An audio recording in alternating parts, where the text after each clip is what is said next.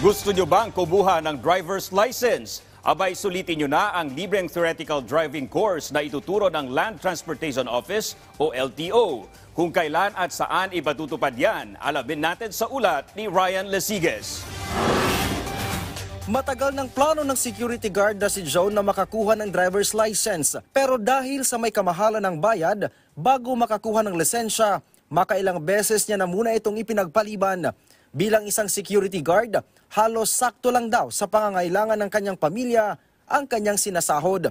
Bukod sa upa sa bahay, prioridad din daw niya kasi ang pagpapaaral sa kanyang 3 anak. Malaking bagay po sir kasi yung ibabayad sana namin, di ba, pang ano pa yon, o pwede pa namin pang bilihan ng pangailangan sa kung anong pwede na sa pang-araw-araw po namin. Pero si Joe tila nabuhayan ng loob.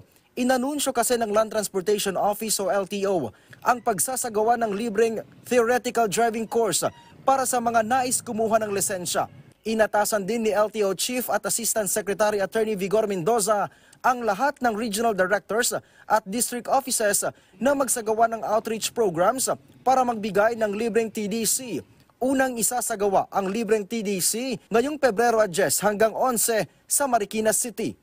Nasa 1,000 ang matitipid ng mga nais kumuha ng driver's license sa gagawing outreach program ng LTO.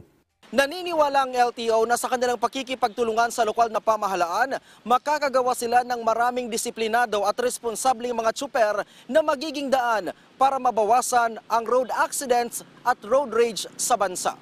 Hindi pa man nasisimulan, malaki na ang pasasalamat ni Joe lalo pat mahalaga para sa kanya ang pagkakaroon ng lisensya. Dahil sa malayo yung inuwian namin, mas mahalaga po na makakuha ng lisensya at may balak na rin po na makabili ng sasakyan para mas madali po yung transpo po namin papunta sa trabaho. Ryan Lesigues para sa Pambansang TV sa Bagong Pilipinas.